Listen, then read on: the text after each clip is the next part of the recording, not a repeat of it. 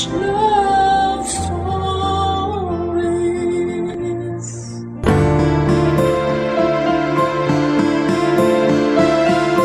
May mga pag-ibig na hindi agad nabubura. Mga klase ng pag-ibig na lagi mong babalikan sa tuwing matatahimik ka at maaalala ang nakaraan. Ikaw kabarangay, sino nga ba ang pag-ibig na hindi mo magawang makalimutan? Dear Papa Dudut, naalala mo pa ba ang unang nagpatibok ng puso mo? Kasi ako, oo. Ako nga pala si Jerry, 35 years old at gusto kong ibahagi sa inyo ang kwento ng first love ko. Siya si Mitch, mas matanda siya ng 5 taon sa akin. Pero hindi naging hadlang ang aming mga edad para magkaroon ng katuparan ang aming pagmamahalan. 18 anyos ako nang una ko siyang makita. Kabatch at katrabaho siya ng ate ko. Minsan ay inimbitahan siya ni ate nila sa bahay namin. Iba na agad ang naramdaman ko nang magtama ang aming mga mata. Nakatambay sila noon sa sala at ando naman ako sa kusina, Papa Dudut. Kitang-kita namin ang isa't isa. Panay ang sulyap niya sa akin at iba ang sulyap na yon. Palihim din niya ako giningitian tuwing tumatalikod si ate sa kanya. Ako naman ay panay ang daan ko sa sala kahit wala naman akong pakay doon. Nakahalata nga si ate nila at namula ako sa hiya nang tanungin ni ate kung bakit ba ako daan ng daan sa sala. Napangiti na lamang si Mitch. Doon na nawala ang hiya ko bigla. Sa mga sumunod na araw ay napadalas na nga ang pagdalaw ni Mitch sa bahay namin, Papa Dudut. Mas lalo tuloy akong nagkagusto sa kanya. Doon na rin kami nagsimulang maging malapit. Kinuha niya ang number ko at agad ko naman yung ibinigay. Inabangan ko ang pag-text niya sa akin at nung nakatanggap na ako ng text sa kanya ay nagtuloy-tuloy na ang usapan namin, Papa Dudut. Doon na nagsimula ang love story namin. Niligawan ko siya at sinagot niya ako. Nilihim namin yon noong una dahil hindi namin alam kung paano ipapaliwanag kay ate nila na kami na. Nahuli lamang kami nang mabasa ng ate nila ang love letters na pinapadala sa akin ni Mitch. At ang mga love letter na yon ay tinago ko pa rin kahit na nagkahiwalay na kami at kahit na lumipas na ang ilang taon. Nasa kwarto nga ako at naglilinis nang makita ko ang isang maliit na karton na nasa pinakatagong at pinakailalim ng cabinet ko.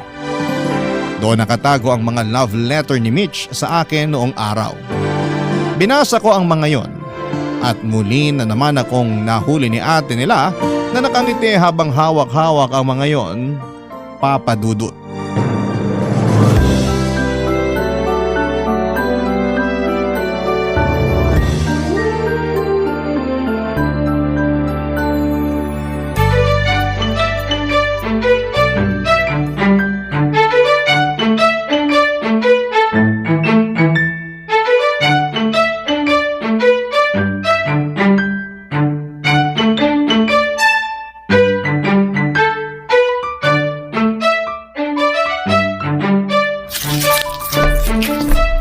Hoy Jerry, tama ba yung nakikita ko?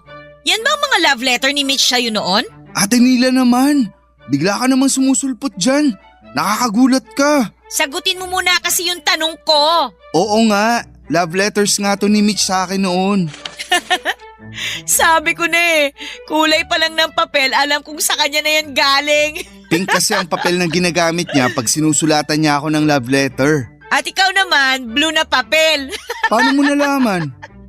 Kala mo ba ikaw lang ang nahuli ko? Hoy, nahuli ko rin kaya si Mitch no na binabasa mga love letter mo. Nakangiti ba siya? Kinikilig?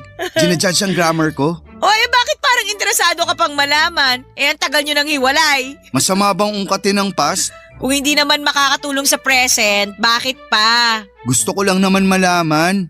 Closure, kumbaga. Oh, may naalala naman ako sa closure na yan. Ang talas talaga ng memory mo kahit 40 ka na ha. Hoy, para sabihin ko sa'yo, naaalala ko pa lahat na nangyari sa inyo ni Mitch. Ako kaya ang sumbungan niya ng mga kapalpakan mo. Pumalpak ako sa kanya? Hihiwalayan ka ba niya kung hindi? Ang sakit naman. Totoo naman kasi eh. Wala na ako ibang ginawa kundi makinig sa mga reklamo niya sa'yo. Ako nga nagsabi na iwan ka na niya eh. Sabi ko na eh, kasalanan mo talaga kung bakit kami natapos. Ako nga yung nagsabi sa kanya na makipaghiwalay na sa'yo. Ate naman. Wait naman kasi, hindi pa kasi ako tapos. Sinabi ko yun sa kanya pero ayaw niya. Hindi ka raw niya kayang iwan. Mahal na mahal ka kaya ni Mitch noon. Talaga? Sinabi niya yun? Kinilig ka naman. Nagtataka lang ako. Kasi kung mahal na mahal niya ako, bakit bigla niya akong iniwan nun? Gano'n naman talaga eh. Hindi porket mahal ka, hindi ka naiiwan. Nasaktan din kaya siya nung iniwan niya ako? Hindi porket siyang nang iwan, hindi na siya nasaktan. Kung alam mo lang kung paano ko siya kinomfort nung gabing nakipag-break siya sa'yo. Ay, bakit ngayon mo lang sinabi sa akin to? E di sana umabol pa ako sa kanya. Iyan ang dahilan kung bakit siya nakiusap na wag kong sabihin sa'yo kasi alam niyang hahabulin mo pa siya. Kapatid mo ko, dapat sa akin ka pumanig. Dapat doon ka sa alam mong makakabuti sa akin. Tama naman, doon ako sa makakabuti sa'yo. Kaya nga hindi ko na rin sinabi sa'yo eh.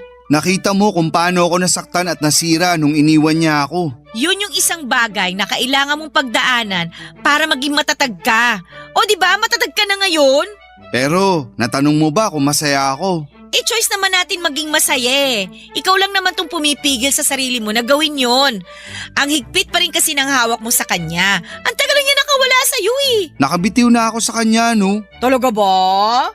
Bakit hindi ka na nagkaroon ng karelasyon pagkatapos ni Mitch? Hindi lang ako interesado sa mga nakikilala ko. Sus! Okay, Mitch ka pa rin talaga interesado. Ano ba ang hula ko kung bakit ako iniwan ni Mitch noon? Sabi nila, age doesn't matter, hindi ba? Sa amin naman ni Mitch ay wala naman talagang kaso ang kaibahan sa edad namin.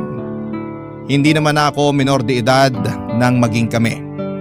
Oo, at 5 taon ang tanda niya sa akin pero hindi yon nahalata sa amin, Papa Dudut. Magaling kasi kaming magdala. Pero hindi yon nakita ng ibang tao sa paligid namin. Mga taong ayaw sumuporta at gusto lang lagi ang mangpuna. Sa mga unang buwan namin na magkarelasyon ay marami ang nagtaas ng kilay sa kung bakit ako ang pinatulan ni Mitch. Bakit daw parang naghanap lamang siya ng batang kapatid? Sinasabi nila na kapag tumagal daw ay ipagpapalit ko siya sa mas bata sa kanya. Nung una ay nagagawa lang namin yon na pagtawanan pero nang tumagal at paulit-ulit na ay narindi na ng tuluyan si Mitch. Dahil nga sa patong-patong na mga nang-i-issue sa aming dalawa ay naapektuhan na ng tuluyan si Mitch. Kaya kahit konting pagkakamali ko sa relasyon namin ay lagi na lamang niyang pinagdidiinan ng mga yon at pinapansin. Nung una ay sinubukan ko namang unawain dahil alam kong higit kanino man ay siya ang pinaka-apektado. Kaya lang, Papa Dudut, ay napapagod din ako at nauubos ang pasensya tulad ng ibang tao. Umiiwas na ako sa kanya sa tuwing mainit ang ulo niya sa akin dahil sa mga maliliit na bagay at pagkakamali ko. Doon siya mas lalong naggalit sa akin. Gusto ko lang namang makaiwas sa away namin pero minasama ata niya ang mga yon. Iyon ata ang naging dahilan para hiwalayan niya ako. Ata.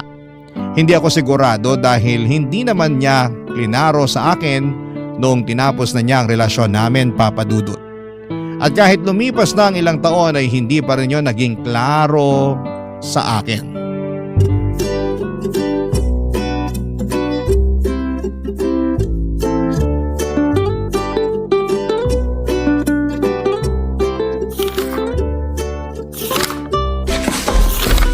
Hoy, Ate Nila! Bakit mo binubuklat yung yearbook mo ng high school? Masama ba? Ikaw nga binuklat mo yung mga love letter ni Mitch sa'yo eh. Ginudge ba kita? Oo kaya, Di sorry. Ikaw kasi, na-curious ako bigla sa past. Napahanap tuloy ako sa yearbook ko. dami mo sigurong naaalalang memories no? Ilang libo ka mo. Para akong bumalik sa pagkabata eh. Bigla ako naalala yung ex mo. Patingin nga ng picture niya. Si Ramon? Ay naku, wala na rito, ginupit ko na. Walang lugar mga manloloko sa yearbook ko, no? Bitter ka pa rin ba? Ilang taon na rin naman. Patawarin mo na. Tanungin kita, kapag nalaman mo bang niloko ka ni Mitch noon, mapapatawad mo ba siya? Teka, niloko ba niya ako? Hypothetical question lang naman kasi, ano ba? Hindi nga. Niloko ba niya ako? Kaya ba niya ako iniwan? Hindi kanya niloko, no? Seryoso siya nun sa'yo. Kahit na ang daming pogi at kaedad niya ang lumapit sa kanya dati, ikaw pa rin ang gusto niya. Hindi ko nga alam kung anong meron sa'yo, bakit baliw na baliw si Mitch sa'yo noon eh. Ikaw lang naman tong walang bilib sa kapugian ko eh. Mas bilib ako sa kayabangan mo. Huwag ka nga masyadong bilib sa itsura mo. Kung alam mo lang kung gaano kagwapong naging boyfriend ni Mitch nung high school kami, no? Manliliit ka talaga na parang pasensya ko sa'yo. Thank you sa pangdadaw ng confidence ko ha. Mabuti ka talagang ate. Galing! Binabagsak ko lang yung kayabangan mo. Aba, Patingin nga ng mga naging boyfriend ni Mitch dati. Ako ang huhusga. wag na. Baka lalo ka lang manliit. Patingin na, dali. Sige, gusto mo talaga ha? Sige. Ito, nakikita mo tong tisoy na to. Valedictoria namin nung high school to. At siya rin ang first love ni Mitch. Teka, lugi naman ako dyan. First love yan eh. Tsaka mas gwapo sa'yo to, no? Ngayon, kumusta ang pagkabilib mo sa sarili mo, ha? May natitira pa ba? Wala naman sa itsura pag nagmamahal ka. Sabay kabig ka ng ganyan ngayon. Pero matanong ko lang, sino sa tingin mo yung mas minahal niya sa amin? Gusto ko sanang durugin ka pero… Ikaw yung mas minahal ni Mitch. Paano mo nasabi? Tisoy yan tapos matalino pa. Ako, parang dumi lang ako sa kuko ng lalaking yan. Asa na ngayon yung inilalaban mo na wala sa itsura ang pagmamahal? Bigla ako nang hina nung pinakita mo sa akin yung itsura ng first love niya eh. Hindi ka dapat makaramdam ng ganyan. Kasi kung alam mo lang kung paano kay kwento ni Mitch sa akin, ibang ningning na mga mata niya kapag ikaw ang binabanggit niya. Sa tingin mo ba, naaalala pa niya ako?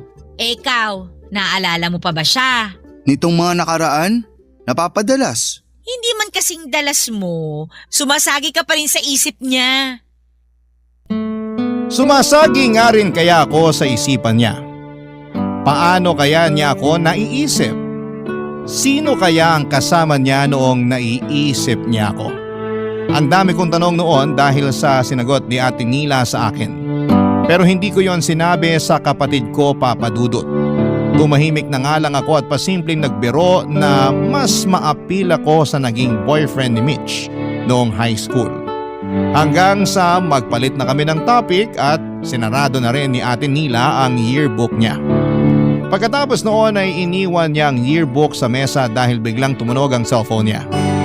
Nang makalayo si Ate Nila para sagutin ang tawag ay siya namang pagdampot ko sa yearbook at pagbuklat kung saang pahina nakapaskil ang magandang larawan ni Mitch.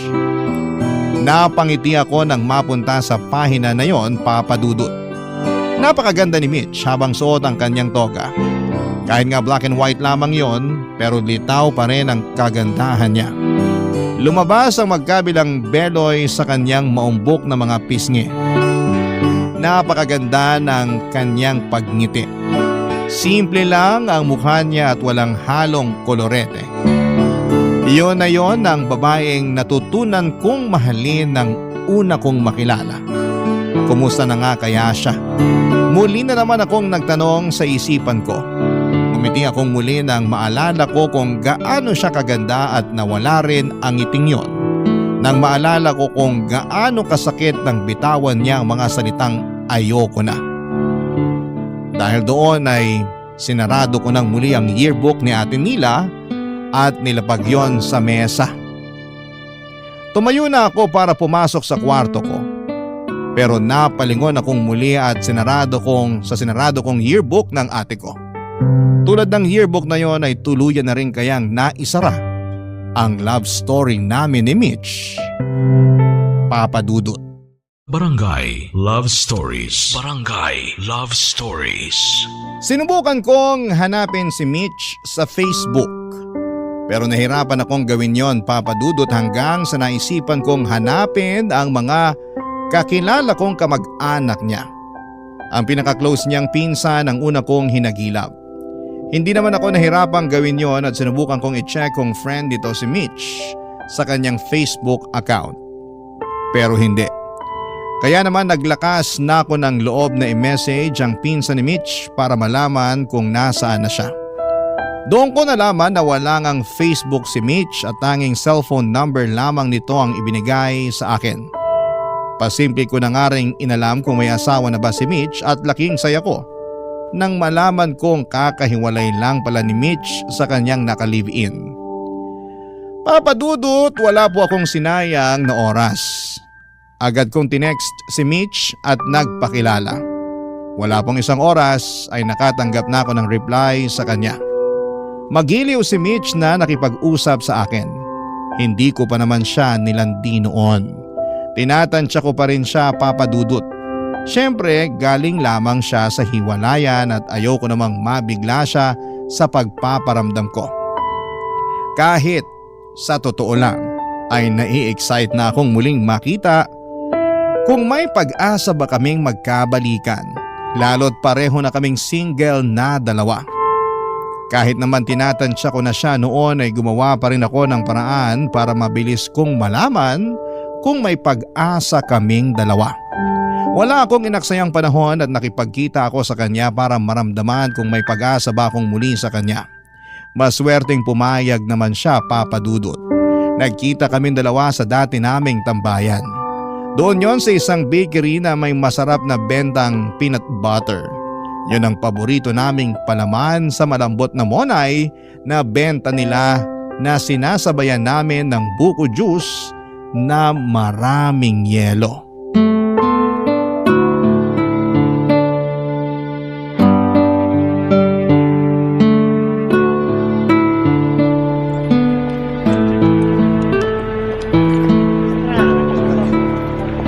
Grabe!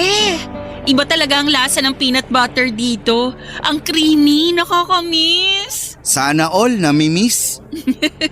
Masyado akong nakafocus sa lasa ng peanut butter, kaya hindi ko muna papansinin yung pagpapasana all mo. Ang hina ako naman sa'yo.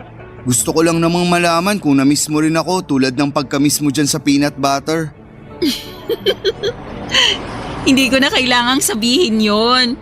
Habang nagpapalaman ako ng peanut butter kanina, bigla akong na-miss nung mga panahong magkasama tayo rito. Lalo kapag malakas ang ulan. Ang sarap kasing tumulala sa bintana habang umuulan. At habang umangata ng monay na may peanut butter. Tapos sasabayan pa ng buko juice na maraming yelo. Tapos nagmamadali na akong ihatid ka pa uwi kasi tumatawag na ang nanay mo. Nirason mo pa ang nanay ko, gusto mo lang naman magbanyo. Ang lakas kasi makasira sa tiyan mo ng peanut butter at malamig na buko juice. Kahit alam kong red flag sa akin ang combo na yon, gusto ko pa rin. Alam mo kung bakit? Kasi alam mong paborito ko ang combo na yon at gusto mo akong sabayan. Kahit masira pa ang tiyan ko. Pwede naman kasing magkape ka na lang kaysa sabayan mo pa ako sa buko juice eh. Masama bang piliin kung makasabay ka sa mga paborito mong pagkain? Ayan, yan na yan. Ang alin? Diyan mo ako nadali. Lagi mong inuuna yung gusto ko kahit makakasama pa sa'yo. At handa akong ulitin yun ngayon. Jerry. Mitch, alam ko kagagaling mo lang sa iwalayan. Hindi naman kita minamadali. Gusto ko lang malaman mo na walang nagbago. Ito pa rin ako. Gusto pa rin kita. Alam mo bang ikaw ang huli ko? Huli? Una't huli. Ang hirap ko bang palitan? Ang hirap mong tumbasan. Wala ka pa ring pinagbago. Kuha mo pa rin ako sa mga ganyang linya mo. Mabuti naman. Akala ko nangalawang na ako eh. Ako nga ata nung nangangalawang na eh. Hindi ko na alam kung paano sasagot sa mga ganyang linyahan mo. Hindi ko na alam paano magpaligaw. Magtulungan na lang tayo sa ligawan. Dapat lang naman. Kahihiwalay ko lang, Jerry eh. Pero hindi naman ibig sabihin nun eh. Hindi ka na dapat sumubok ulit. Sumubok na ako sa'yo noon. Ano nangyari? Natalo lang tayo pareho. Natapos lang din. Baka naman iba na ngayon. Ganyan ka kakampante? Oo. Kasi hindi naman tayo pagtatagpuin ng tadhana ngayon kung wala lang to. Pinagtagpo tayo ng tadhana kasi Pinilit mo. Kinulit mo pa talaga yung pinsan ko para sa cellphone number ko, ha? Kasi ganun ako kapursigido na maitadana ka na sa akin ngayon. Pinalagpas kita noon. Hindi ko na ata makakaya kung makakawala ka pa ngayon. Hindi mo siguro ako titigilan hanggat hindi ko binubuksan ang pinto ko para sa'yo, no? Pinto at bintana. Hihintayin kong parehong magbukas. Sa ngayon, pwede bang bintana lang muna?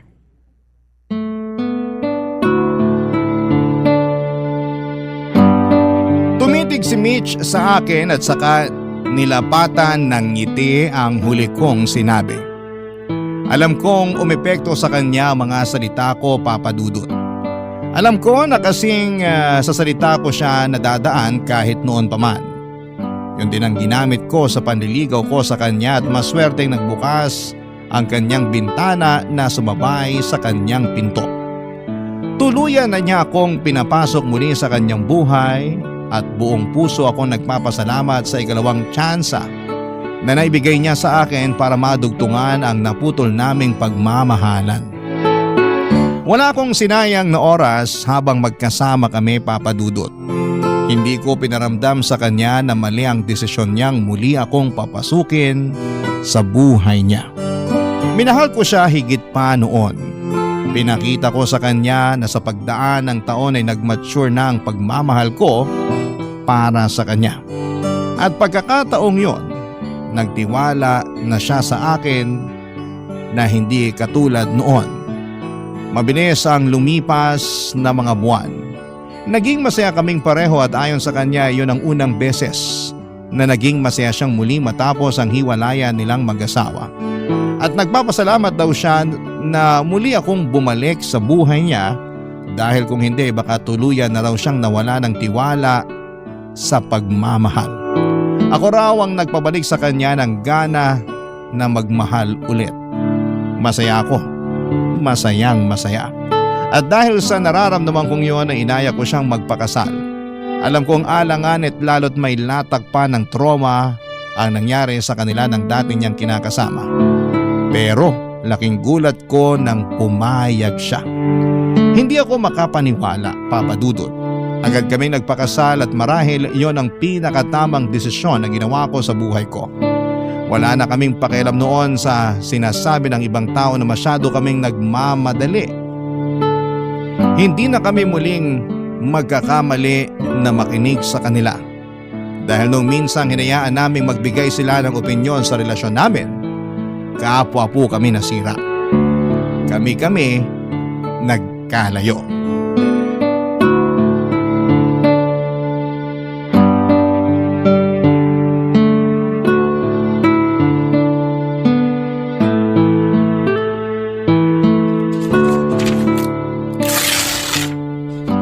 Dahan-dahan ka sa pagbubukas ng mga regalo natin, ha? Baka pwede ko pang magamit yung mga karton. Oo naman. Alam ko namang reyna ka ng pagre-recycle. Pati yung mga gift wrapper, ha?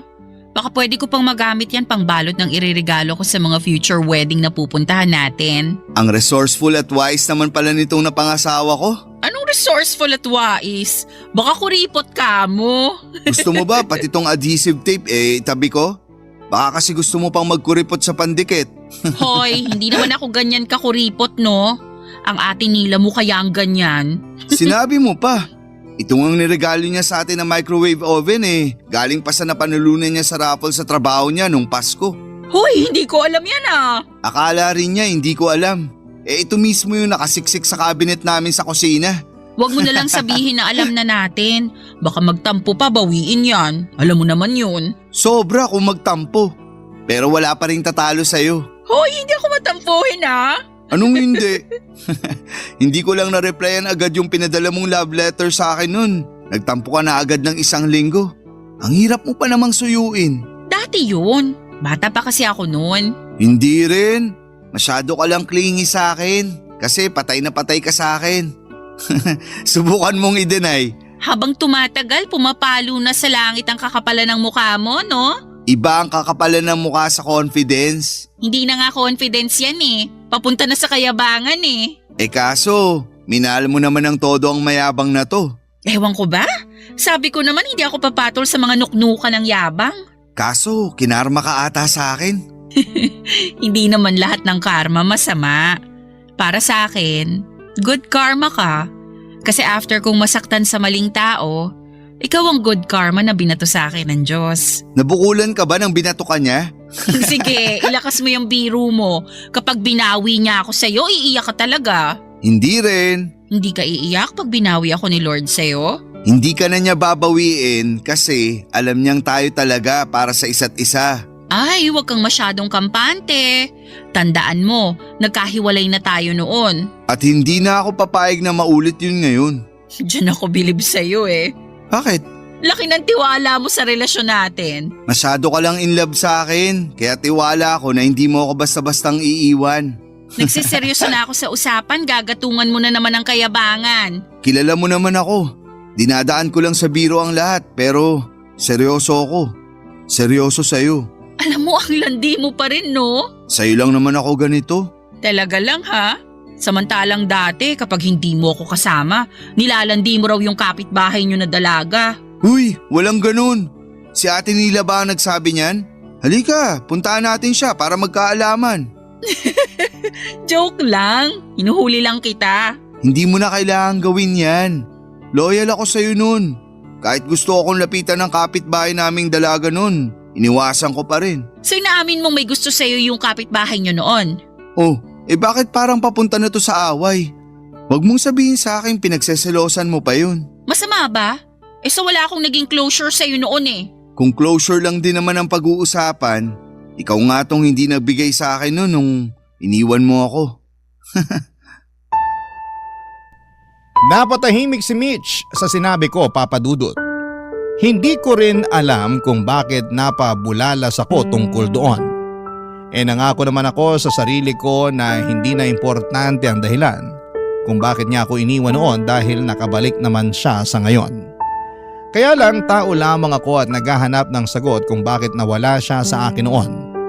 Babawiin ko na nga sana yung sinabi ko para hindi na awkward. Nagkunwari na lamang ako na pinagpapatuloy na ang pagbubukas ng regalo. Kaya lang ay hindi na ibalik ang dating masayang energy namin. Kaya naman hinawakan ni Mitch ang mga kamay ko para ibigay sa akin ang closure na ilang taong ko ring hinahanap. Pinatigil niya ako sa pagbubukas ng mga regalo. Hinarap niya ako at tinanong kung gusto ko ba talagang malaman kung bakit niya ako iniwan. Tumango lamang ako kahit na hindi na ako noon sigurado kung gusto ko pa rin bang malaman. Napabuntong hininga si Mitch. Panay ang tingin niya sa paligid. Parang alanganin din siya kung sasabihin sa akin ang katotohanan.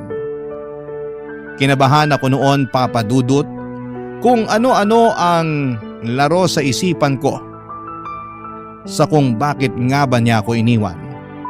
At doon ay mas lalong kumabog ang dibdib ko nang malaman ko ang katotohanan.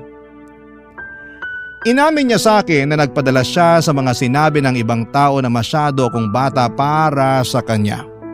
Na kesyo maghahanap daw siya ng kaedad niya at pareha sa level ng pag-iisip niya. Kaya naman pinatos niya ang isang manliligaw niya.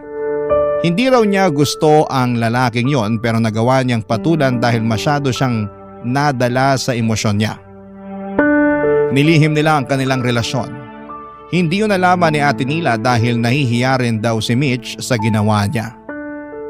Pero 2 buwan lang nagtagal ang relasyon na yon at iniwan na rin siya ni Mitch, Papa Dudut. Na-realize daw niya na ako talaga ang gusto niya. Gusto raw niya makipagbalikan sa akin pero sinabi ni Ate Nila na masyado na raw akong nasaktan at mas makakabuti kung mag-move on na lamang kaming pareho mula sa sakit na aming naranasan ng mga panahong yon, Papa Dudut. Barangay Love Stories. Barangay Love Stories. Hindi ko pa rin matanggap na pinagpalit ako ni Mitch sa iba, Papa Dudut. Inakala kong hiniwalayan lamang niya ako dahil nakinig siya sa iba. Kaya lang iba pala ang totoong nangyari. Nasaktan ako noon at hindi ko naman yon gustong ipakita sa kanya. Kaya lang ay mabilis niya akong nahalata, Papa Dudut. Kinausap niya ako tungkol doon, natatakot na raw siya na baka magbago na ang isip ko sa kanya. Natakot siya na baka hindi ko na siya gustong mahalin. Doon siya nagkakamali. Kahit ganoon ang nangyari sa nakaraan namin, ni minsan ay hindi sumaglit sa akin na bawiin ang pagmamahal ko sa kanya, Papa Dudut. Nakonsensya tuloy ako dahil ramdam ko ang takot sa mga mata niya habang nagtatanong kung bala ko na ba siyang iwanan. Hindi ko siya pwedeng iwan, Papa Dudut. Ayoko. Alam ko sa puso ko na siya na ang huling tao na gusto kong makasama.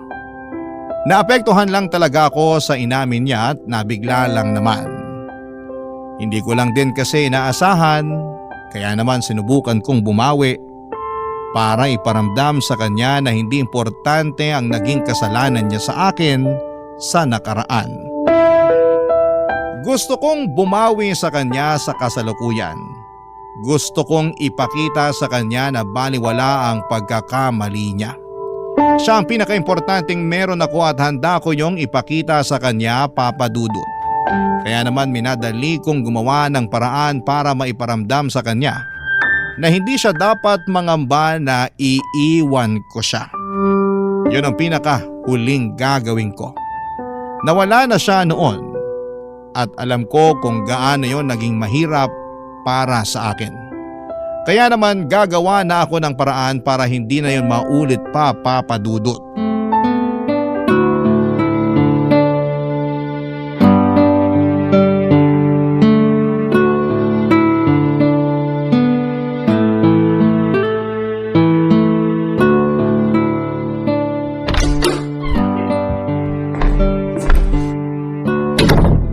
Mitch, asan ka? Nakauwi na ako. Ang aga mo namang umuwi. Hindi ba mamaya pang 6:00 ang out mo sa trabaho? Nag-early out ako. Bakit? Masama ba pakiramdam mo? Gusto mo ipagtimpla kita ng tsaa? Ano, may masakit ba sa'yo? O teka, lalabas lang ako para bumili ng gamot mo ha? Wala akong sakit. Ayos lang ako. Eh bakit nag-early out ka sa trabaho mo? Para mag-date tayo. Magbihis ka na. Magsuot ka rin ng komportableng sapatos. Mahaba ang gala natin. Anong okasyon? Katatapos lang naman ang monthsary natin. Hindi naman natin birthday. Anong meron? Kailangan bang may okasyon para i-date ko ang paborito kong asawa? Paboritong asawa? Bakit? Meron ka pa bang ibang asawa bukod sa akin? Mali na naman ako. Paborito at nag-iisa kong asawa. Naayos ko na ba, ma'am? Pwede na. Pero bakit nga bigla-bigla gusto mong mag-date tayo? May kasalanan ka, no? Siguro, masasabing kasalanan nga ang dahilan ko kung bakit inaaya kita ngayon. Anong ginawa mo? Pag mabigat yung kasalanan mo, hindi ako makikipag-date sa'yo. Makitulog ka na kina Ate Nila mo. Ang sinasabi kong kasalanan ay yung mga panahon na nawala ako sa buhay mo. Paano naging kasalanan yun? Kasi pwede naman pala kitang habulin, kaya lang nagpadala ako sa takot na i-reject mo ako. Hindi pa rin kasalanan yun. Ako nga tong may kasalanan sa'yo eh. Kaya nga nahihiya pa rin ako ngayon. Okay na yun. Wala na sa akin ang nangyari nun. Wala na ba talaga? Pero bakit pakiramdam ko? Ayaw mo pa rin makalimutan yun. Hindi ko naman na makakalimutan yun. Pero kaya ko mabuhay kahit meron yun. Sure ka? Baka isang araw isumbat mo yun sa akin. Kailan ko ba sinumbat lahat ng nagawa ko para sa'yo? Baka lang kasi… Kung ganyan ang iniisip mong gagawin ko, nakakasama naman pala ng loob. Gusto ko lang naman bumawi sa mga panahon na nagkaiwalay tayo. Sorry na. Pero hindi mo naman talaga kailangang bumawi. Hindi pwede. Marami na akong plano para sa atin. Talaga? Anong mga plano yan? Balak ko, magbakasyon tayo. Out of town. Hindi ko pa naman nagagalaw ang leave credits ko. Kahit saan mo gustong pumunta, pupuntahan natin. Libre ko. Aba, libre mo lahat? Magastos ako, sige ka. Magsisisi ka.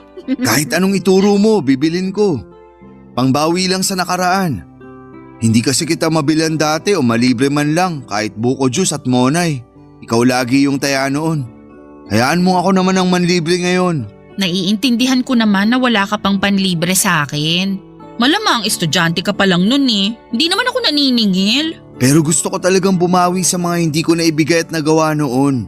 Hayaan mo na ako. Bakit ba lagi mong iniisip na bumawi sa nakaraan? Wala ka namang utang. Binigay mo pa rin sa akin ang lahat ng makakaya mo noon. At alam kong pinaghirapan mo lahat. Mula sa love letters, hanggang sa paghatid sundo sa akin sa trabaho. Sapat na yun sa akin. Wala nang kailangang bayaran ngayon. Gusto ko lang namang mabigyan ka ng masaya at magandang buhay. Para hindi mo pagsisiya na binigyan mo ako ng second chance ngayon. Ako pa nga ata ang dapat bumawi sa'yo Kasi binigyan mo ako ng second chance. Matapos kitang iwan para sa iba. Hindi ko naman alam noon na iniwan mo ako para sa iba. Pero kahit nalaman mo na, hindi mo pa rin ako tinalikuran. At gusto mo pa rin ibigay sa akin ang lahat. Dun pa lang, bawi na lahat ng nawalang oras sa atin noon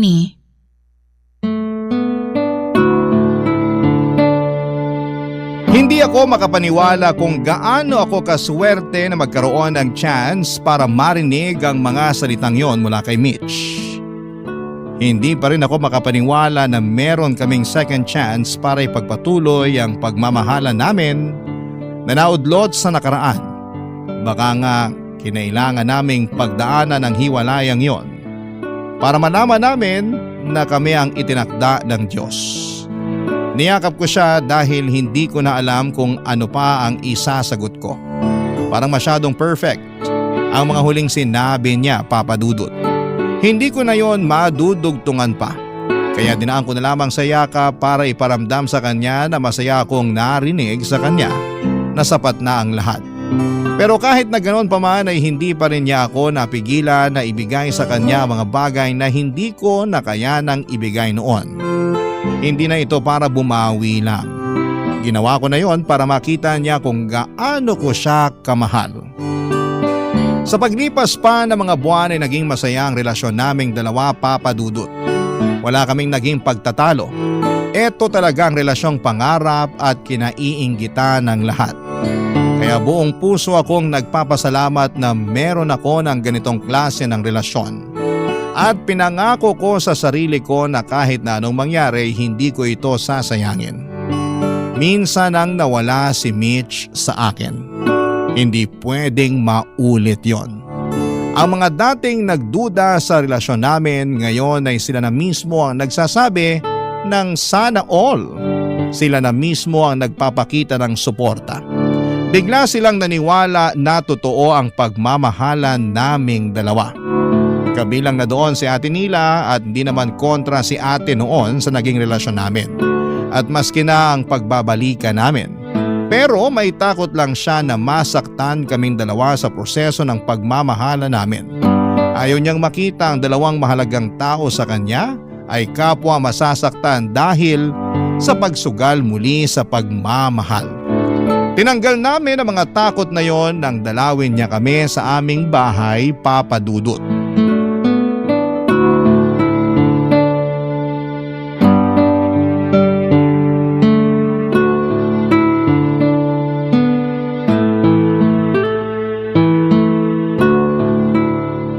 Mabuti naman at nakadalaw ka rito sa amin, Ate Nila. Oo nga Nila, ang tagal ka na naming iniimbitahan pero panay ang tanggi mo. Kasi naman ang dami kong ginagawa. Umiiwas ka lang ata sa amin Oy, hindi Kilala kita. Pag nanlalaki ang mga mata mo at kinakagat ang labi mo, ibig sabihin guilty ka.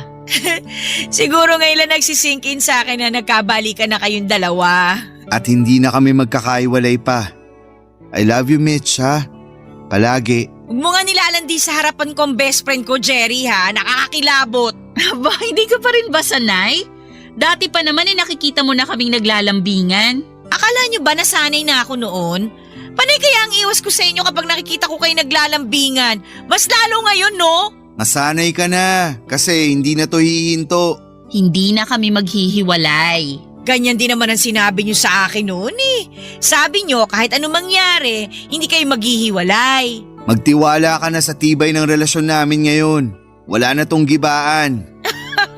Alam nyo, bigla ako may naalala. Kung mapapahiya lang kami sa alaala na yan, wag mo nang ituloy. Nakakahiya naman talaga kayo noon, no? Ang OA nyong pareho. Tapos masyado pa kayong madrama. Talo nyo pa ang mga bida sa teleserye. Akala nyo lagi nyong kalaban ng buong mundo. Parang ganun naman ang nangyari noon. Oh well, tama rin naman. Oy, pero may tatanong lang ako. Ano yun? Ah, wala pala. Kalimutan nyo na yun. Gusto mo pa kaming pag-isipin ni Mitch? Ano yun? Alam mo may issue ako sa closure tapos bibitinin mo ako. Sa totoo lang, kay Mitch ko gustong itanong to eh. Kinakabahan naman ako sa tanong na yan. Ano ba yun? Hindi mo na ba iiwan si Jerry para sa ibang lalaki kapag na-pressure ka na naman ng mga taong mahilig makialam sa relasyon ninyo? Ha? Paanong… Mitch, best friend mo ko. Kahit hindi mo sabihin, alam ko. Alam kong iniwan mo si Jerry para sa iba dahil masyado ka nang nadala sa mga sinasabi ng ibang tao. Alam mo ang tungkol doon, ate? Alam mo rin ba? Inamin ko na kay Jerry ang totoo. Nagulat lang ako na alam mo rin palang lahat, Nila. Sabi ko nga best friend mo ko. Alam kong lahat kahit hindi ka pa magsalita, no? Pero bakit hindi mo sinabi sa akin? Pinaramdam mo pa rin sa akin na hindi ako pinagpalit ni Mitch sa iba. Kasi ayoko nang dagdagan pa yung sakit na nararamdaman mo noon. Tsaka ayoko magalit ka sa kanya, no?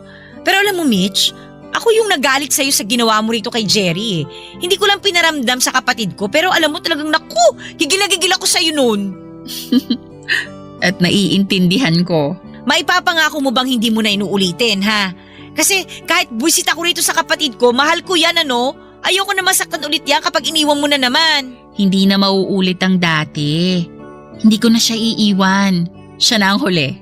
Pinapangako ko. Siya na talaga ang huli ko. Pangahawakan ko yan ha, panindigan mo yan. Ayoko nang masaktan ulit tong si Jerry kapag nawala ka na naman. Ano ka ba naman, ate? Hindi na nga mawawala tong si Mitch. Ako na nga raw ang huli niya oh. Ayaw pang maniwala. Hindi naman sa ayaw ko maniwala. Natatakot lang ako na kapag isang araw, mawala na naman tong si Mitch. Hindi ko na alam kung paano ko itatago yung galit ko kapag nangyari yun. Hindi na mangyayari yon. Inuulit ko.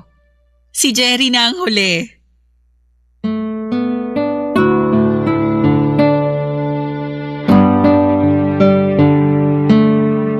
Papadudot hinawakan ni Mitch ang kamay ko at tinignan ako habang sinasabi ang mga salitang yon. Ako na raw ang huli niya. At yun din naman ang gusto kong sabihin sa kanya, Papadudot. Siya na ang huli ko at hindi ko na siya susundan pa ng ibang mamahalin. Siya lang talaga. Kami na ang huli sa isa't isa. Nang makampante si Ate Nila sa mga sinabi ni Mitch ay saka ito ngumiti sa amin. Niyakap niya si Mitch ng napakahigpit.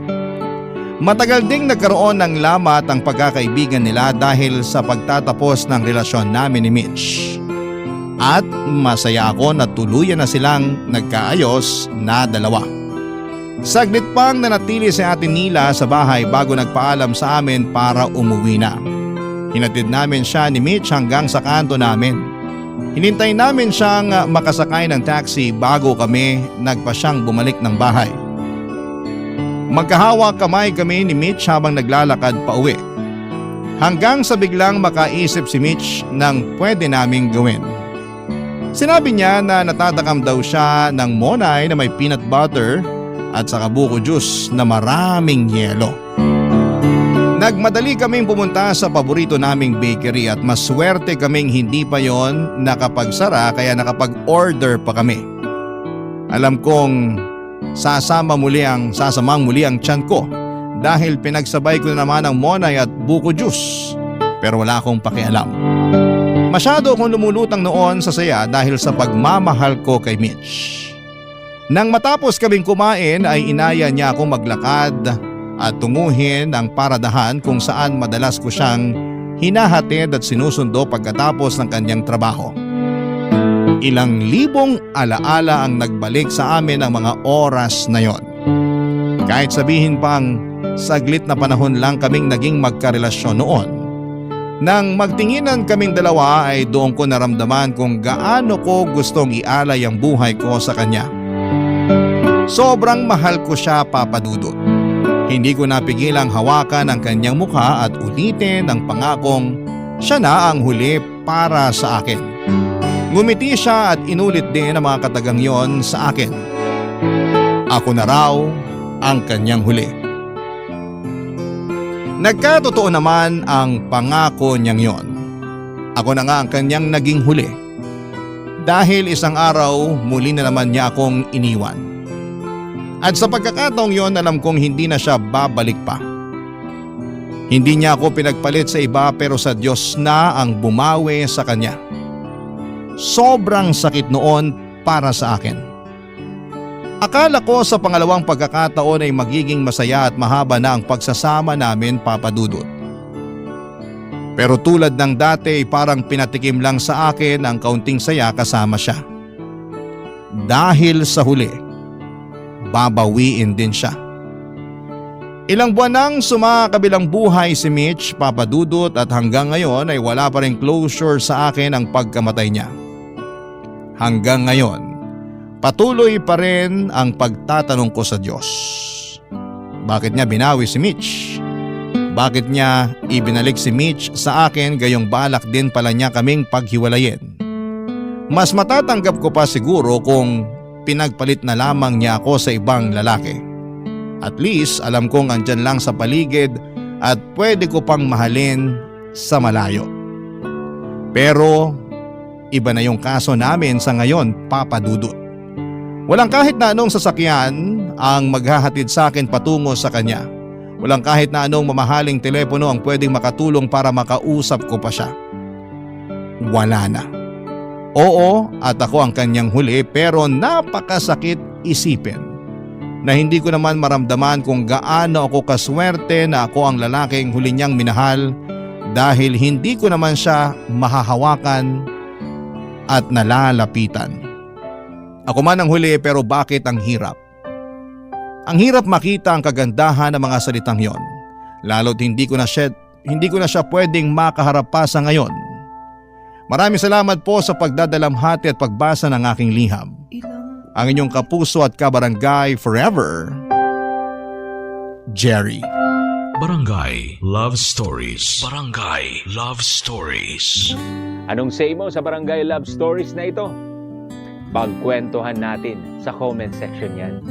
Nagustuhan ng iyong napakinggan? Ituloy yan via live stream sa www.gmanetwork.com/radio. In Mega Manila, 97.1. Forever. Ang pag-ibig ay isang bagay na kailangan nating hanapin. Pero minsan ay kusa rin po itong dumarating sa buhay natin. Ang mahirap nga lang ay kapag ang pag-ibig na ito ay hindi naman pala para sa atin.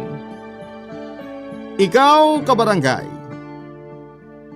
nasubukan mo na bang ibigay ang puso mo sa maling tao? Dear Papa Dudut, Ni hao, Papa Dudut. Itago nyo na lamang po ko sa pangalang Yani, isang half Filipino and half Chinese na nakatira sa Metro Manila. Mula po ako sa isang broken family. 10 years old lamang ako noon mawasak ang pamilya namin matapos kaming iwan ng nanay ko na tawagin na lang natin sa pangalang Clara. Wala naman pong kasalanan si Mama sa mga nangyari, Papa Dudut. Si Papa Ferdy ang salarin kung bakit nasira ang pamilya namin dahil nagloko siya. Noong nalaman ni Mama ang ginawang panloloko ni Papa ay sobra siyang nasaktan. Kaya naman mas pinili na lamang niyang umalis at bumalik sa kanyang pamilya. Hindi kasal ang mga magulang ko at nahirapan silang magpakasal dahil hindi pabor ang pamilya ni Mama sa relasyon nila ni Papa. Pure Chinese kasi si Mama, Papa Dudut. At alam naman natin sa kultura nila na Chinese din ang priority nilang mapangasawa. Pero dahil nagmamahalan sina Mama at Papa ay pinaglaban nilang dalawa ang relasyon nila. Nagtanan sila kahit na parabang tutol ang buong mundo sa pag-iibigan nila noon. Katagalan ay tinanggap din naman ng pamilya ni Mama ang pinili niyang buhay. Nagbigay sila ng kondisyon na tatanggapin lang nila si Papa sa pamilya nila kapag lalaki ang magiging panganay na anak ng mga magulang ko. Kaso nga lang, ako po ang naging bunga ng pagmamahalan nila mama at papa. Isang babae na malayo sa inaasahan ng lahat sa side ng pamilya ni mama. Kahit na ganoon, ang kinalabasan ng buhay namin ay pinilit magstay ni mama sa amin. Kahit hirap sa buhay ay iginapang nila akong pareho para mabigyan ng maayos na childhood. Kaso nga lang, noong natukso si Papa ay nagawa niyang pagtaksilan si Mama Clara. Dahil nga po sa mga nangyari sa murang edad ay napagkaitan ako ng isang ina, Papa Dudut.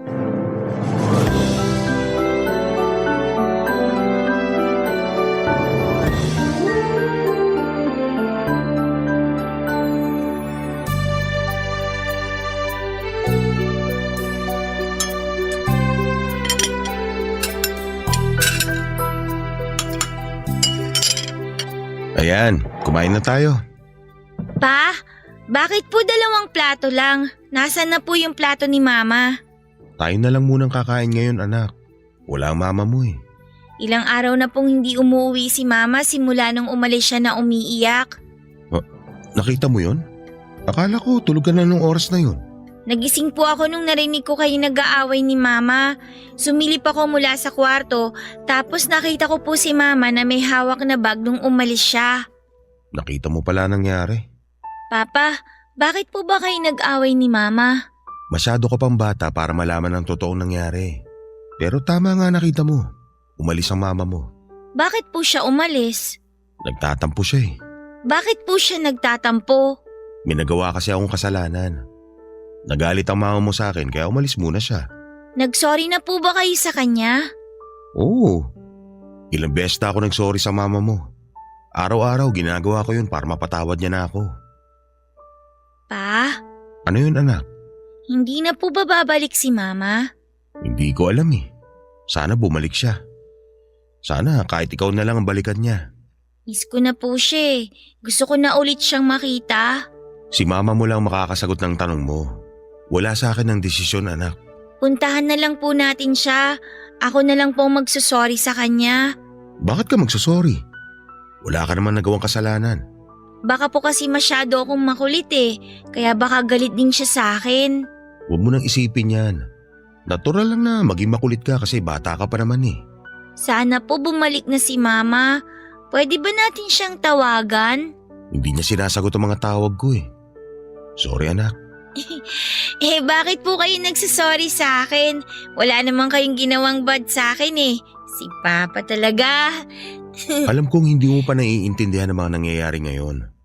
Pero sana kapag tumanda ka na at nalaman mong totoo, mapatawad mo ako sa mga nagawa kong kasalanan. Kahit ano pong mangyari, hindi ko po kayo iiwan, Papa. Kaya sana bumalik na po sa atin si Mama para maging buo na po ulit tayo. Huwag ka mag-alala. Hindi ako titigil hanggat hindi natin napapabalik ang mama mo rito. Talaga po? Oo, kaya kumain na tayo. Nagluto ako ng hotdog. Wala po bang fried chicken? Fried chicken ba ang gusto mo? Fried chicken po kasi ang niluluto ni Mama kapag wala po akong pasok eh. Sige, magpiprito ako ng manok para sa'yo. Hintayin mo ako ha. Sige po, gusto ko po yung leg. Papa Dudut, nasaksihan ko kung papaano nagbago ang tatay ko dahil sa biglang pagkawala ni mama. Sobrang heartbroken siya noon sa puntong wala na itong ibang ginawa kundi ang magmukmok. Mabuti na lamang at may kamag-anak ako sa father's side na siyang nag-alaga sa akin nung mga panahong wala si Yani. Halos magmakaawa noon si Papa sa mga santo para lamang balikan siya ni Mama. Linggo-linggo siya noon kung magpunta sa simbahan at humingi ng tawad sa nagawa niyang kasalanan at nananalangin na bumalik na ang lahat sa dati. Kaso nga lang kahit na anong pagmamakaawa ni Papa ay hindi na ulit siya binigyan ng second chance ni Mama. Dumating nga noon sa punto na halos mabaliw na si Papa sa sobrang pagkamis niya sa nanay ko. Pero time heals all wounds, sabi nga nila. Taon nang lumipas ay unti-unti ring natanggap ni Papa na hindi na talaga mabubuo ang pamilya namin. Sa parehong pagkakataon ay hindi na rin bumalik ang sigla ni Papa. Papa Dudut, habang may buhay ay may pag-asa. Naniniwala ako sa katagang yon. Muli ko kasing nakita ang mga ngiti sa mata ni Papa noong nakilala niya si Tita Lenny. Siya ang nagbigay kulay sa buhay naming mag-ama. Mas bata ng 10 taon si Tita Lenny kesa kay Papa, pero sa kabila ng magkalayong edad nila ay nagkaroon sila ng magandang ugnayan. Hanggang sa pagtagal ay nagpakasal silang dalawa. Akala ko noon ay hindi ko na mararanasang magkaroon ng ina. Pero after 10 years, dahil kay Tita Lenny ay nagkaroon ako ng chance para ma-feel ulit kung papaano ang magkaroon ng mother figure sa pamilya. Naging stepmom ko si Tita Lenny. Siya na po ang tumayong pangalawa kong ina. Ang pagmamahalan nila ni Papa ay nagbunga ng isang batang babae, si Ina, na siyang pangalawa kong kapatid. Sobrang saya ko noon, Papa Dudut, dahil sa wakas ay nagkaroon ulit ako ng kompletong pamilya. Kaso nga lang ay panandalian lamang pala ang lahat ng ito.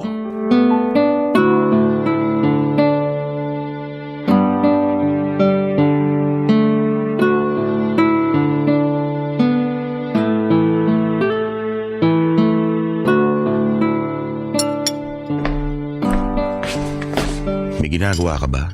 Kumakain po. Bakit pa? May problema ba? Saluhan kita ha. Ay, sige po. Bakit niyo po natanong kung may ginagawa ako? May iutos ba kayo, pa? May pag-uusapan tayo. Napakaseryoso naman. Tungkol saan yan, pa? Tungkol sa Tita Lenny mo. Nanggaling kami sa ospital noong nakarang araw. Bakit po? Ano pong nangyari? Ipinacheck namin yung mga pasa sa katawan niya. Nagpa-test siya tapos kahapon lang lumabas yung resulta. Ano po yung resulta? May sakit po ba si tita? May leukemia siya, anak. Ano? Pero napaka-healthy niyang tao, di ba? Paano po siya nagkaroon ng malubhang sakit? Hindi ko nga rin alam eh. Kailangan ng tita mo ang suporta natin ngayon. Kaya kung pwede, ikaw muna magbantay sana sa kapatid mo habang nagpapagamot ang tita mo. Okay lang ba yon? Opo naman, pa. Wala pong problema. Ako na pong bahala kay Ina. Nasaan po ba si tita ngayon? Nasa kwarto, nagpapahinga. Pwede ko po ba siyang puntahan? Hayaan na muna natin siya mapag-isa. Nagulat siya sa nalaman niya eh. Bigyan muna natin siya ng space. Ah, sige po. Diyos ko, ano ba tong nangyayari? Siguro, karma na to sa akin sa mga kasalanang nagawa ko. Huwag niyong isipin yan, pa. Pinagsisihan niyo na naman yung kasalanan niyo eh. Nagbago na kayo, natuto na kayo at hindi na kayo uulit pa. Kaya huwag niyo nang tawaging karma ang nangyari kay Tita Lenny.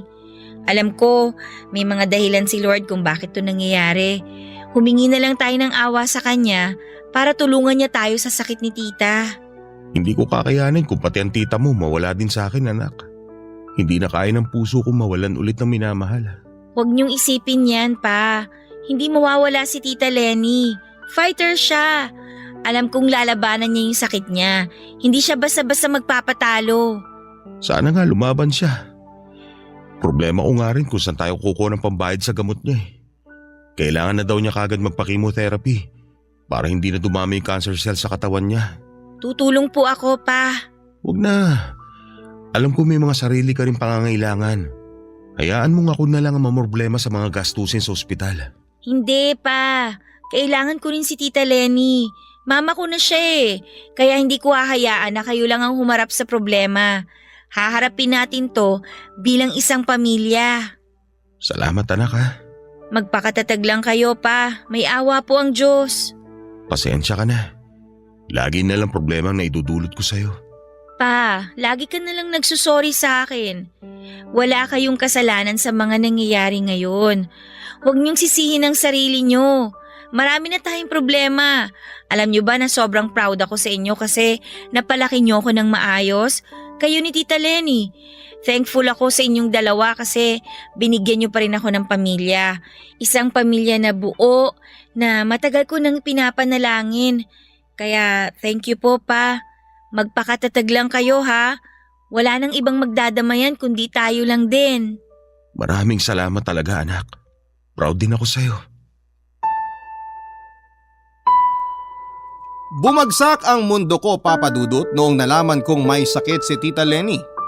Mabilis na humina ang katawan niya after niyang ma-diagnose.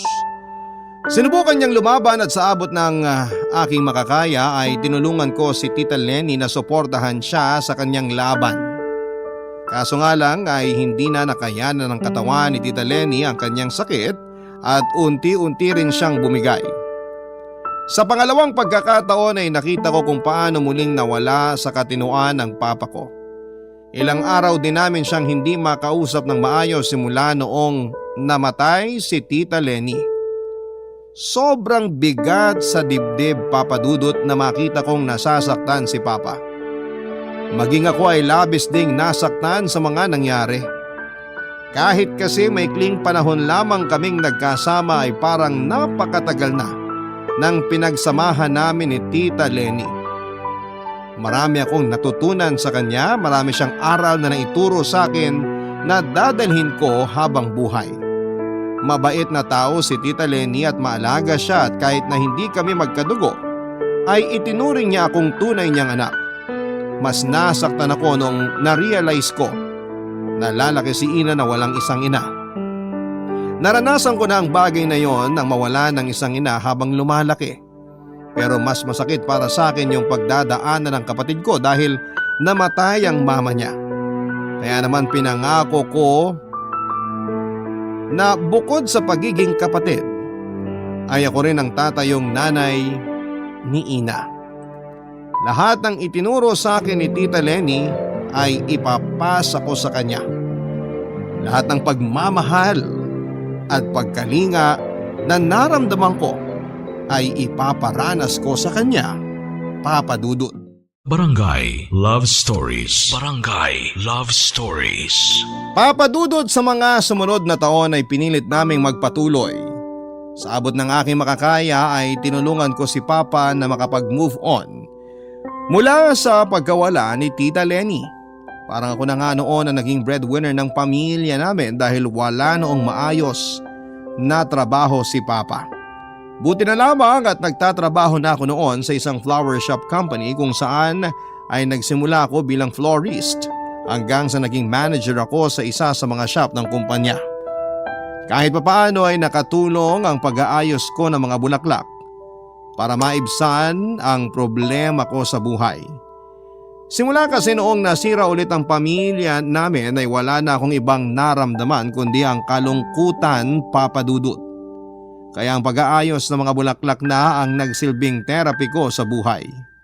Karaniwang kaming kinukuha para sa mga malalaking event tulad ng kasal, business opening at kung ano-ano pa. Natutuwa ako kapag nagbibigay ng positive feedback ang mga kliyente namin. Isang customer nga noon ang nagsabi na kakaiba daw ang mga design na meron ako kaya sila bumabalik-balik sa amin. Papa Dudut, hindi ko inaasahan noon na sa trabaho ko rin makikilala ang isang lalaki na malaki ang magiging parte sa buhay ko.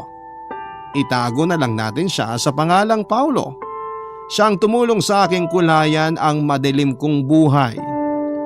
Sa kanya ako humiram ng lakas at suporta sa mga panahong kailangan ko ng masasandalan.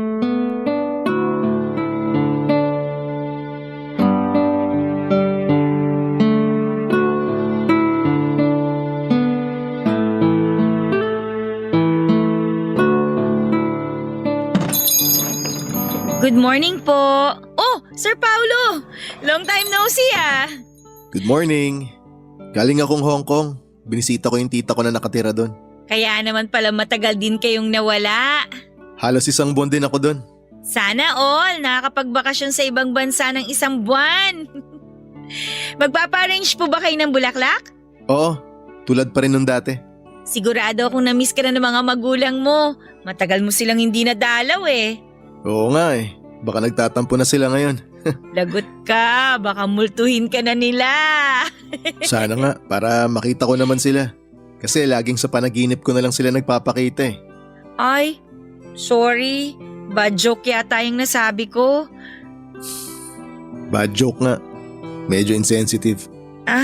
Hala, sorry po. Wala naman po akong masamang ibig sabihin sa sinabi ko eh. Biro lang. Kinabahan ka naman agad. Ay, grabe naman kayo. Kala ko mawawalan na ako ng suki. Mabait mga magulang ko, hindi sila basta-basta magmumulto. Simula nung namatay sila, never pa nila ako minulto. At dahil mabait sila, babaguhin ko ang arrangement ng bulaklak nila this time. May bagong trick kasi ako natutunan. Okay lang ba na itry ko sa bulaklak ng magulang ninyo? Okay lang naman. Sige nga, tingnan natin yung creativity mo. Check natin kung tama yung mga review nila na itong store na to ang pinakamagaling raw mag-arrange ng bulaklak sa buong Pilipinas. Ay naku sir, hindi na kailangan patunayan dahil totoo talaga yung mga sinasabi nila. Kaya nga naging suki namin kayo tama ba? May point ka nga naman. Ang totoo po niyan, dinadayo talaga kami kasi may dalang magic ang mga bulaklak namin. Dito nga sa amin nagpupunta yung mga lalaking gustong manuyo ng girlfriend nilang may toyo Talaga ba? Oo! Alam niyo ba kahapon nga sir, may customer akong lalaki, nakasuot ng shades. Gusto niya magpagawa ng bouquet. Kahit hindi ko tanungin, alam ko na pang peace offering niya yung sa jowa niya. Paano mo naman nalaman? Manghuhula ka ba? Hindi ako manghuhula. Matalas lang po talaga ang critical thinking ko. So bakit mo nga nasabi na pang peace offering yung bouquet na pinagawa niya? Kasi may black eye siya, sir. Kahit itago pa niya yon gamit yung suot niyang shades, kitang-kita pa rin. Siguro ginombag yun ng jowa niya. Kaya kahapon, kinailangan niya ng bulaklak para manuyo. Galing mo namang mag-assume. Naku, maniwala kayo, sir. Yun talaga ang nangyari. Oo na, naniniwala na ako. Itong gagawin ko. Mahuhulaan mo kaya kung ano? Ano bang gagawin niyo, sir? Bibilin ko na tong nag-iisang rose dito. Marami pa kaming red roses sa likod. Baka gusto niyo pong dagdagan. Hindi na. Isa lang ang kailangan ko. Kanino niyo naman ibibigay yan? Akala ko ba matalas ang critical thinking mo? Hindi mo alam kung kanino ko ibibigay ito? Sa girlfriend niyo? OMG, may girlfriend na kayo? Wow, sa wakas! Congrats! Wala ka pala Sa'yo ko ibibigay ito. Sa akin? Oo, Bakit naman? kasi deserve mo mabigyan ng bulaklak. Salamat sir ha, ang sweet niyo naman. First time ko lang makatanggap ng bulaklak. You're welcome. Kinilig naman ako, sir. Ang bait niyo namang tao. Salamat po talaga ha. Katulad ko ay half Chinese si Paolo Papadudut. Taglay niya ang tipikal na katangian ng East Asians. Maputi ang balat, matangos ang ilong at matataas na cheekbones, pero sa lahat ng mga katangiang yon, napukaw ang atensyon ko sa mga singkit nitong mga mata. Laging itinutokso sa akin noong bata ako ang pagiging singkit ko, pero noong lumaki ako ay eto na ang isa sa mga bagay na nagpapa-attract sa akin. Kahinaan ko ang mga chinito Papadudut para kasing napakasaya nila tuwing ngumingiti ang mga mata nila. Maraming negosyo ang angkan ni Paolo, kaya naman ipinanganak siya na may gintong kutsara sa bibig. Lumaki siyang walang problema pagdating sa pera, kaya naman ang dating niya, kahit na hindi mo tanungin ay malalaman mong mula siya sa mayamang pamilya. Matagal nang suki si Paolo sa flower shop na minamanage ko. Tuwing Lunes ay lagi siyang bumibili ng bulaklak para sa namayapa niyang magulang. Sa akin din siya nagpapa-arrange ng mga bulaklak na nireregalo niya sa mga tao. Sa pagtagal ng panahon ay naging close kaming dalawa. Tuwing nagkwekwentuhan kami ni Paolo ay nawawala saglit ang mga problema ko. May times nga noon na inaanyayahan pa ako ni Paolo na kumain sa mga mamahaling restaurant, lalo na kapag may cravings siya at wala siyang maaya na kaibigan. Noong bago pa lang ang pagkawala ni Tita Lenny ay si Paolo ang nagbigay sa akin ng saya tuwing nalulungkot ako. Pagkalipas ng mahabang pagkakaibigan ay niligawan ako ni Paolo Papadudut. At dahil mabait na tao ay sinagot ko naman siya ng walang pag-aalinlangan.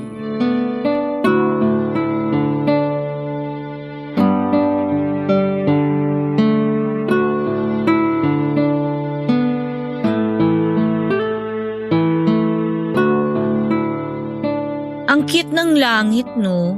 Tingnan mo. Oo nga no, parang painting.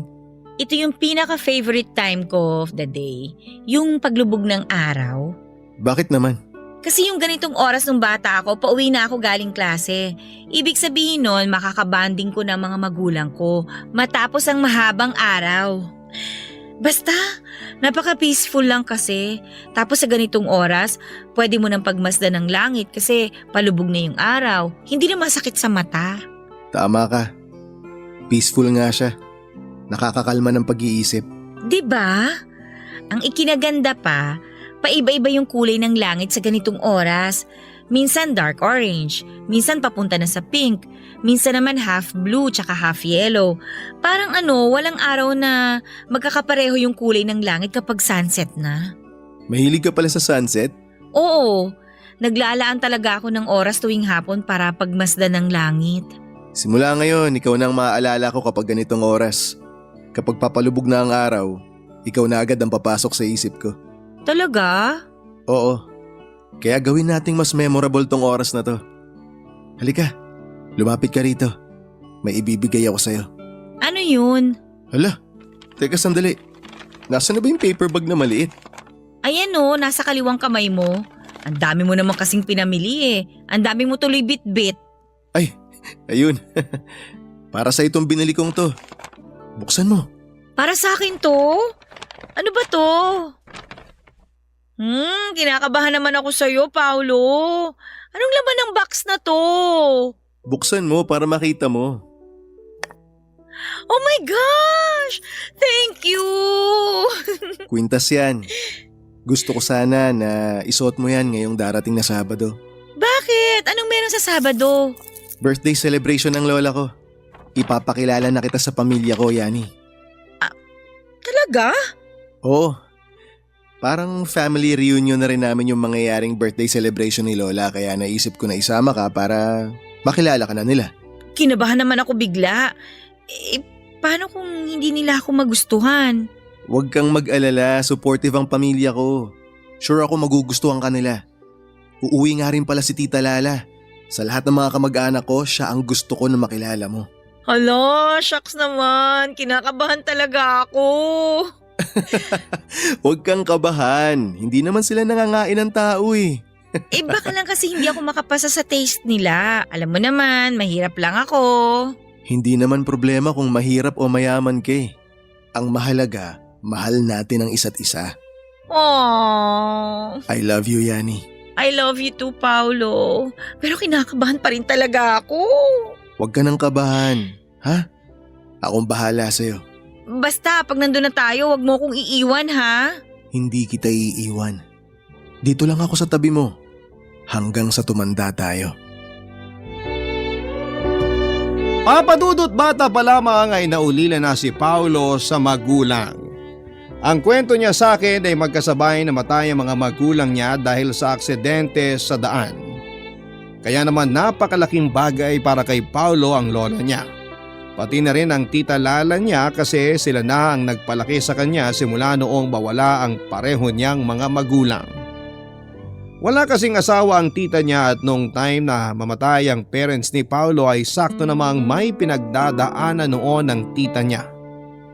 Niloko ito ng boyfriend niya kaya para makapag-move on mula sa nangyari ay ibinuhos na lamang ng tita Lala niya ang buong atensyon nito sa pag-aalaga kay Paolo. Silang dalawa ang nagdamayan sa kalungkutan hanggang sa pareho nilang nalampasan ito. Noong makapagtapos sa pag-aaral si Paolo ay lumipad sa Hong Kong ang tita niya para doon bumuo ng bagong buhay. Simula noon ay hindi pa siya nakabalik ng Pilipinas. First time ulit ng tita niya na bumalik sa Pilipinas matapos nitong masettle sa Hong Kong para dumalo sa birthday ng mama niya na siyang lola naman ni Paolo. Dahil sa mga pinagdaanan namin sa buhay, kung kaya nakarelate kami sa isa't isa ni Paolo o Papa Dudut. Alam naming pareho kung gaano kasakit ang mawala ng magulang kaya sobra-sobra ang respeto namin sa mga taong nagsilbi na naming guardian. Kaya nga labis-labis ang kaba ko noong nalaman kong ipapakilala na ako ni Paolo sa pamilya niya dahil natatakot ako na baka hindi nila ako matanggap. Wala akong maayos na buhay at mahirap lamang ako. Hindi tulad nila na binabaha ng salapi. Baka kasi Papa Dudut, eto ang maging dahilan para paglayuin kaming dalawa Papa Dudut. At hindi ko kakayanin kapag nangyari ang bagay na yon. ang magkahiwalay kaming dalawa ni Paolo. Barangay Love Stories. Barangay Love Stories. Magkahalong kaba at excitement ang naramdaman ko noon, Papa Dudut, habang papalapit ang birthday ng lola ni Paolo. Hindi ko nga alam noon kung papaano ako magsisimulang mag-ready para doon. Wala kasi akong ideya kung papaano ba mag-celebrate ang mga mayayaman. Kung katulad ito sa mga napapanood ko sa TV ay baka ma-out of place lamang ako at magmukhang basahan kumpara sa mga branded nilang suot. Isa pa ay wala akong maisip na regalo at higit sa lahat ay wala rin akong maisip na isusuot. Nagpapanik na ako noon kaya ang ginawa ko ay nagpasama ako sa pinsan ko para maghanap ng magandang dress na pasok sa standard ng mga mayayaman. Halos masuyod na namin ang lahat ng butik sa mall para lamang sa damit ko. Pero sa dami ng pagpipilian, kung hindi bagay sa akin ay wala naman akong budget para bilhin ang damit na natitipuhan ko. Sa huli wala akong choice kundi ang magsuot na lamang ng kung ano ang available sa mga damit na meron ako. Hanggang sa naisipan kong galawin ang mga natirang gamit ni Mama sa bahay. Lahat kasi ng mga damit at gamit na iniwan nito noon ay nakalagay sa isang karton na nakatago sa ilalim ng kama ni Papa. Alam ko kung saan ito nakatago dahil magkasama kami ni Papa na nagligpit nito noong bata pa lamang ako. Simula noon ay never ko nang binalikan ang mga gamit niya dahil masasaktan lamang ako sa mga ala-alang ibibigay nito. Dahil kailangan ko maghanap ng maisusuot ay nilabas ko ang mga gamit ni Mama. Yaning emosyon ang naramdaman ko nang nanumbalik sa ala-ala ko si Mama. Isang dress ang nakita ko na bumagay sa height ko. Bagay ding ipares yon sa kwintas na iniregalo sa akin ni Paolo. Noong makita ni Papa na suot ko ang damit ni Mama ay halos maluha siya sa nakita niya, Papa Dudut.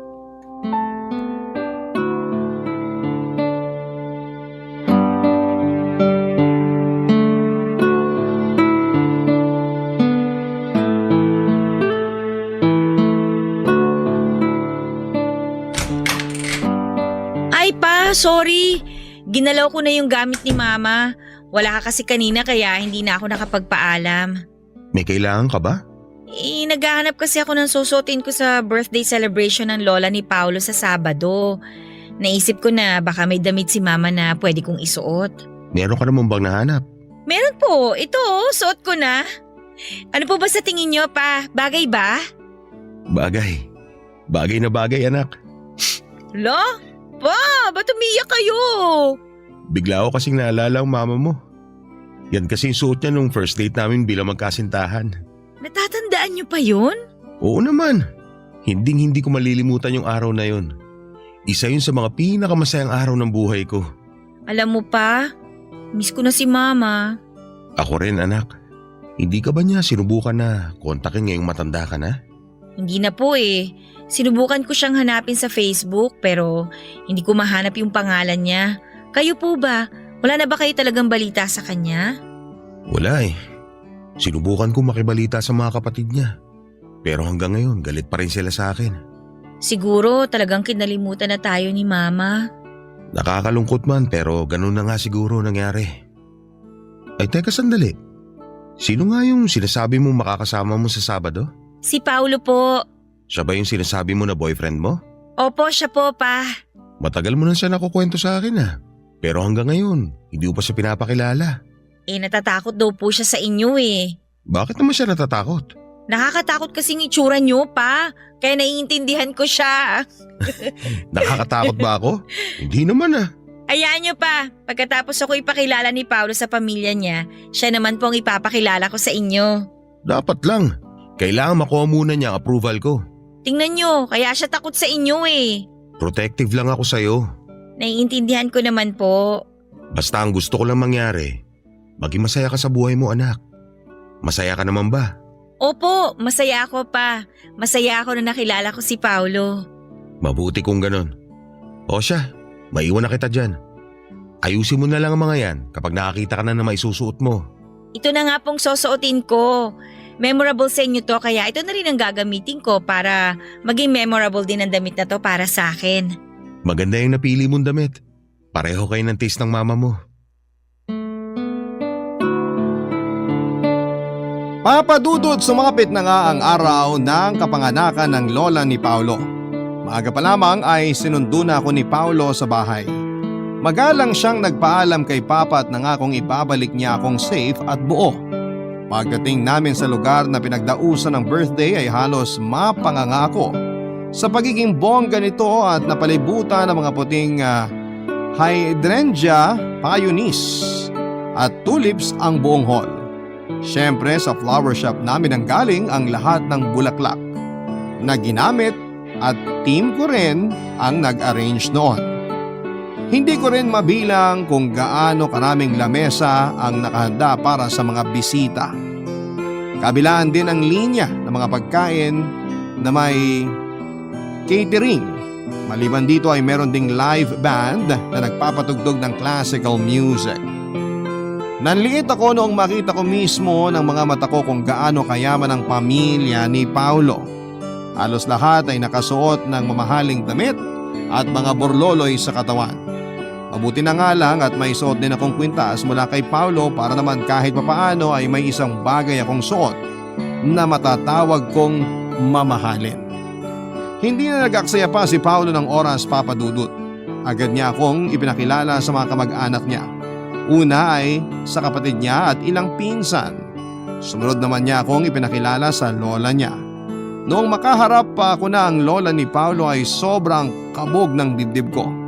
Para akong painting sa museum na inaaral niya mula ulo hanggang paa. Noong ngumiti ito ay bukas ang mga kamay niya na niyakap ako at winelcome sa kanilang pamilya. Saka na lang ako nakahinga ng maluwag noong makita ko ang mga ngiti sa labi ng lola ni Paolo. Sa kalagitnaan ng event ay bigla namang dumating ang tita ni Paolo. Muli akong kinabahan, Papa Dudut, dahil base sa mga kwento ni Paolo, istrikta din ang tita niya na nagmana sa kanyang lola.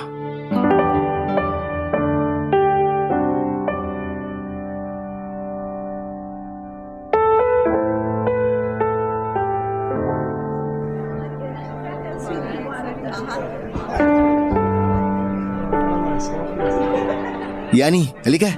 Dumating na si Tita Lala. Ipapakilala kita sa kanya. Nandiyan na ba siya? Oo, kararating lang niya. Bakit daw siya na late?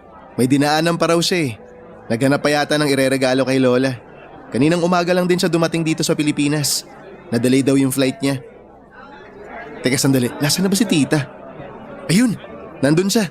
Kumukuha ng maiinom. Tara, lapitan natin. Teka muna, sandali lang. Check mo muna kung maayos akong tingnan. Oo naman, wala pa rin nagbago sa ganda mo. Seryoso nga. Maayos ba makeup ko? Gusto ko kasi maging maganda ang first impression ni Tita Lala sa akin eh. Kahit hindi ka mag-ayos, maganda ka na, Yani. Nga pala, ako lang ang tumatawag ng Lala kay Tita. Pero Clara talaga ang totoong pangalan niya. Clara? Magkapangalan pala sila ni Mama. Bakit naman naging Lala? Nung bata kasi ako, bulol ako. Hindi ko ma-pronounce ng maayos yung letter R kaya Lala ang tawag ko sa kanya. Nasanay na lang ako pagtanda ko kaya hanggang ngayon, Lala pa rin ang tawag ko kay Tita. Ang cute naman. Eto na siya. Tita Lala. Teka, parang... Hello, Paolo.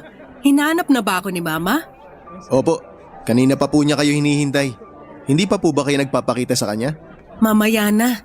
Busy pa yata sa mga amiga niya. Tita, nga po pala may papakilala ako sa inyo. Girlfriend ko. May girlfriend ka na? Bakit ngayon ko lang nalaman? Medyo nahiya po kasi ako magsabi sa inyo eh. Pero eto na po siya. Ipapakilala ko na siya sa inyo. Siya ba to? Hi! Siya po si Yani. Yani, eto naman si Tita. Mama? Ha? Ano? Sinong mama? Mama, ako po ito. Si Yani po. Anak niyo ni Ferdy. Hindi niyo na ba ako namumukaan? Yani? Ikaw si Yani? Ako nga po. Oh my gosh. Teka sandali, anong nangyayari? Nalilito ako. Magkakilala kayong dalawa? Paulo, mama ko siya. Siya ang mama ko, si Clara. Mama mo si Tita Lala? Paano nangyari yon? Siya yung mama ko na iniwan kami nung bata pa lang ako. Pero wala namang anak si tita. Meron, Paulo. May anak ako sa dati kong boyfriend. At tama nga si Yani. Siya ang anak ko. Tita, bakit hindi niyo sinabi sa akin? Bakit walang sinasabi sina Lola? Kasi gusto na nilang ibaon sa limot ang parte ng buhay ko na yon. Ako rin gusto ko na makalimutan lahat yun. Totoo nga talaga ang sabi ni Papa. Kinalimutan mo na kami. Yani anak, hindi naman sa ganon. Teka nga muna sandali, pwede bang iklaro muna natin lahat? Ibig sabihin ba nito, magkadugo kami ni Yani? Oo, magkadugo nga kayong dalawa, magpinsan kayo. Hindi to totoo. Alis na ako. Maiwan ko na kayo. Yani, sandali! Tita, kailangan niyong magpaliwanag sa akin. Mag-uusap tayo mamaya. Please bigyan mo muna ako ng pagkakataong makausap si Yani. Kailangan ko munang kausapin ang anak ko. Yani! Yani! Sandali lang! Kausapin mo ko! Bakit? Bakit naman ganito? Ma! Anak, sorry, hindi ko alam. Kung nalaman ko lang na ikaw ang girlfriend ni Paulo, baka sakaling napigilan ko pa kayo. Hindi ko na alam kung anong iisipin ko. Hindi ko na alam kung sino bang dapat kong iyakan. Hindi ko alam kung saan ako masasaktan. Yung malaman kong kadugo ko yung taong pinakamamahal ko, o malamang gusto na akong kalimutan ng sarili kong ina. Hindi ko na talaga alam. Anak, magpapaliwanag ako. Please, hayaan niyo na muna ako. Uuwi na po ako. Yani! Anak! Para akong nasa panaginip ng mga oras na yon, Papa Dudut. Hindi ko inaasahan na sa araw na yon ay muli kong makikita si Mama. At kung kailan muli kaming nagtagpo ay saka ko naman nalaman ang katotohanan na magkadugo kami ng taong pinakamamahal ko. Ang lalaking itinuring kong kapareha sa buhay, ang lalaking pinalangin kong makasama hanggang sa pagtanda. Ang lalaking inakala kong magiging ama ng mga anak ko ay pinsan ko pala. All this time, ang tita Lala na tinutukoy ni Paulo ay ang Mama Clara ko. Kaya technically ay first cousin kami ni Paulo. Tunay nga na sobrang liit ng mundo. Sa dami ng tao sa Pilipinas ay umibig ako sa pinsan ko. Sobrang tanga ko sa part na yon, Papa Dudut. Ni hindi man lang ako naghanap ng picture ni tita, ng tita ni Paulo para sana hindi ako nasampal ng tinatawag nilang twist of fate. Sobrang nawasak ang pareho naming puso ni Paulo noong nalaman namin ang katotohanan. Sa isang iglap, ang mga ngiti ng mga taong sumalubong sa akin sa party ay napalitan ng matatalim na tingin para bang hinusgahan na ang buong pagkatao ko. Pilit kaming pinaglayo ng mga tao at ngayon ay alam ko na ang pakiramdam nila, Mama at Papa, noong sabihin nilang kalaban nila ang buong mundo dahil ganon din ang nangyari sa amin ni Paulo. After ng pagkikita namin yon ay muli kaming nag-usap ni Mama Clara. Humingi siya ng tawad sa akin dahil sa pag-iwan niya sa amin ni Papa. In-explain niya rin sa akin na bawal ang pag-iibigan namin ni Paulo dahil magkadugo kami. Noong nalaman naman ni Papa na nagkita kami ni Mama ay pinilit niyang makipagkita kay Mama pero si Mama Clara na ang umiwas. Hindi pa rin daw kasi napapatawad ni Mama si Papa sa mga nagawa niyang kasalanan. Papa Dudut, gusto ko mang ipaglaban ang relasyon namin ni Paulo ay totoo ang sinasabi ng lahat. Hindi kami pwedeng magkatuluyan, masakit pero kailangan naming tanggaping pareho yon. Dahil sa pagiging broken ay naisip ni Paulo na sumama na lamang kay Mama pabalik sa Hong Kong. Doon na tumira si Paulo habang pilit niya akong kinakalimutan. Sa ngayon ay meron na kaming communication ni Mama at paminsan-minsan ay nagtatawagan kami para magkumustahan. Ayaw pa rin kausapin ni Mama si Papa, ganun din na wala pa akong planong kausapin si Paulo. Masyado pa kasing sariwa ang sugat sa mga puso namin kaya kailangan pa namin ng mas mahabang panahon para makapag-move on at kalimutan ang mga nangyari. Papa Dudut, eto po ang kwento ko. Pinaglaruan man ng tadhana ay heto pa rin ako't patuloy na lumalaban. ang inyong forever kapuso at kabarangay, Yani. Nagustuhan ng iyong napakinggan? Ituloy yan via live stream sa www.gmanetwork.com/radio. Barangay LS 97.1 Forever